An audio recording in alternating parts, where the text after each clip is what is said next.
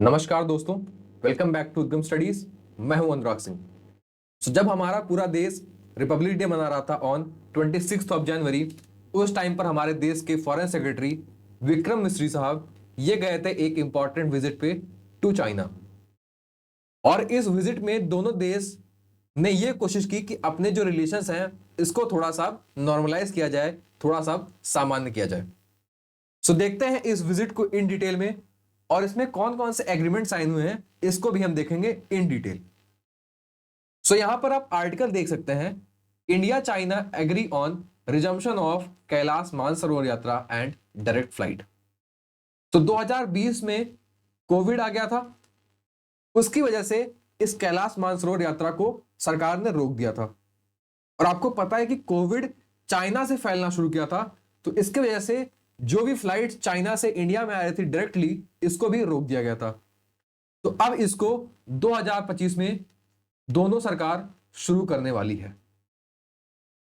चलिए देख लेते हैं इन सारे एग्रीमेंट्स को एक एक करके इन डिटेल। तो पहला एग्रीमेंट जो हुआ है वो हुआ है रिगार्डिंग कैलाश मानसरोवर यात्रा। इस यात्रा को रोक दिया गया था साल 2020 में, इसको अब शुरू किया जाएगा साल 2025 में समर मंथ से। दूसरा जो इंपॉर्टेंट एग्रीमेंट हुआ है वो हुआ है रिगार्डिंग योर हाइड्रोलॉजिकल डेटा। तो आपको पता है कि बहुत सारी नदियां तिब्बत से निकलती हैं और इंडिया में आती हैं, और चाइना अब धीरे धीरे इन सारे रिवर्स पे बना रहा है डैम। और डैम से क्या करेगा, वो इस पानी को कंट्रोल करेगा। और आपको पता है कि वर्ल्ड का सबसे बड़ा डैम जो बनेगा वो ब्रह्मपुत्र रिवर बनने वाला है इन योर तिब्बत। और साल 2017 में क्या हुआ था कि इंडिया और चाइना के बीच में एक स्मॉल स्केल वॉर टाइप की हो गई थी इन योर डोकलाम, जिसको हम बोलते हैं Doklam crisis. So after your Doklam crisis, China stopped giving hydrological data to India. इसके वजह से क्या होता है कि जब हमारे पास हाइड्रोलॉजिकल डेटा नहीं रहेगा तो हमें यह नहीं पता चलता कि कब इन नदियों में पानी बढ़ रहा है। और इसकी वजह से हमारे जो नॉर्थ ईस्ट के स्टेट्स हैं, जैसे कि आपका अरुणाचल हो गया, आसाम हो गया, यहां पर फ्लड्स आ जाते हैं। तो अगर हमें इस फ्लड्स को कंट्रोल करना है तो हमें ये हाइड्रोलॉजिकल डेटा चाहिए, जो कि हमको मिलेगा फ्रॉम चाइना। इस मीटिंग में दोनों कंट्रीज अग्री कर गई हैं इन कोऑपरेशन या in providing this hydrological data pertaining to trans border rivers. ये था दूसरा इंपॉर्टेंट एग्रीमेंट। तीसरा एग्रीमेंट हुआ है in the field of people to people exchange and regarding your media and think tanks. तो जब से डोनाल्ड ट्रंप आए हैं इन यूएस, तब से चाइना को यह डर है कि वो अब बहुत ज्यादा इंटरफेयर करने लगेंगे इन चाइना, और इसकी वजह से चाइना और यूएस के बीच में हो जाएगा एक ट्रेड वॉर। यूएस धीरे धीरे अपनी प्रेजेंस बढ़ाना शुरू कर देगा इन योर साउथ चाइना सी। तो चाइना चाहता है कि यूएस के इंटरफेरेंस से इनका रिलेशन जो खराब है विद इंडिया, इसको थोड़ा सा अच्छा किया जाए, ताकि यूएस और इंडिया दोनों ही एक टाइम पर एग्रेसिव ना हो जाए। तो इसकी वजह से चाइना और इंडिया अब धीरे धीरे पीपल टू पीपल रिलेशन है इसको इंप्रूव कर रहे हैं। अगला जो इंपॉर्टेंट एग्रीमेंट हुआ है वो हुआ है रिगार्डिंग एक्सचेंज ऑफ जर्नलिस्ट। 2020 के बाद इस एग्रीमेंट को खत्म कर दिया गया था। तो अब फिर से ये एक्सचेंज ऑफ जर्नलिस्ट जो है इसको फिर से शुरू किया जा रहा है। अगला जो इंपॉर्टेंट एग्रीमेंट है वो है regarding resumption of air flights या air services between the two countries. आपको पता है कि 2020 में कोविड आ गया, उसके बाद क्या होता है, 2020 में आती है war, India China war type कह सकते हैं, जो हुआ था इन योर अक्साई चीन। इसके बाद इंडिया ने कहा कि हम डायरेक्ट फ्लाइट शुरू ही नहीं करेंगे। तो इसकी वजह से चाइना को भी नुकसान हो रहा था, इंडिया को भी नुकसान हो रहा था।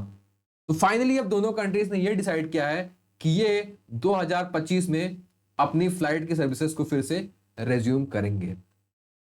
ये थी आपका चौथा एग्रीमेंट। पांचवा एग्रीमेंट क्या हुआ है, साल 2025 में दोनों कंट्रीज के जो डिप्लोमेटिक रिलेशंस है उसके पूरे होंगे 75 साल।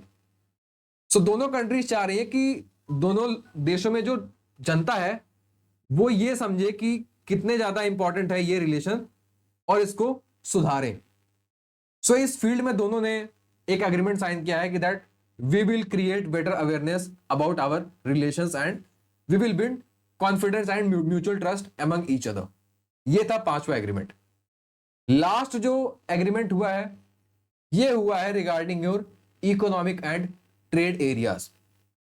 तो आपको पता है कि 2020 में जब कोविड आया तो चाइना की बहुत सारी कंपनियां इंडिया की जो छोटी छोटी कंपनीज थी इनको टेक ओवर करना शुरू कर दी थी, या तो टेक ओवर कर रही थी या फिर इसमें स्टेक्स परचेज कर रही थी, बिकॉज उस टाइम पे जो इंडियन कंपनीज थी ये थोड़ी सी लॉस में जा रही थी।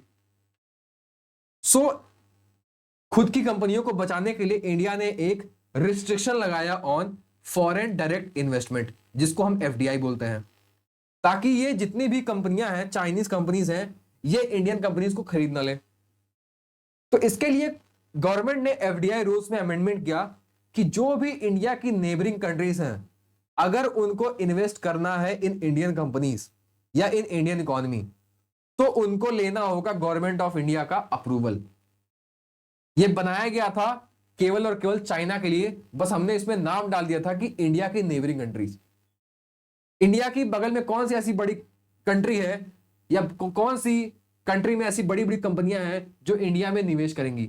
कोई नहीं है, केवल एक चाइना ही है जिसके पास एक ज्यादा पैसा है, जिसके पास ज्यादा बड़ी बड़ी कंपनियां हैं जो इंडियन कंपनीज को खरीद सकती हैं। तो ये एक हर्डल लगाया गया था फॉर ओनली चाइनीज कंपनीज। तो चाइना चाह रहा है कि ये जो ब्लॉकेड है, जो ये सैंक्शन टाइप का लगा हुआ है, इसको इंडिया रिमूव कर दे। तो इसके रिगार्डिंग उन्होंने इस पर डिस्कशन किया था।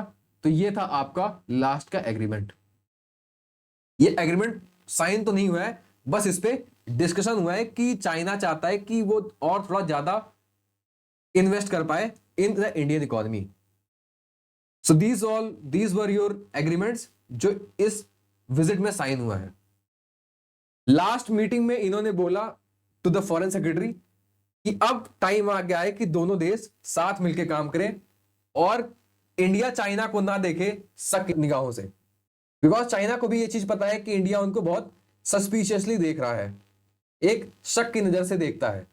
तो इन्होंने कहा कि अब ऐसा इंडिया ना करे, we should come together, we should mutually support each other. So ये था पूरा विजिट इनका। जानने से पहले मैं आपसे एक क्वेश्चन पूछूंगा। Your question is what is the name of military exercise that takes place between India and China. So India China enemy तो है ही, बट इनके बीच में एक मिलिट्री एक्सरसाइज भी होती है। So these are your options, tell me the correct answer. जानने से पहले अगर आपने इस चैनल को सब्सक्राइब नहीं किया है so do subscribe to Udgam studies, और अगर आपको मेरे वीडियो सबसे पहले चाहिए so you can join this Telegram channel with the name Udgam studies. So this was all for this video guys, thank you.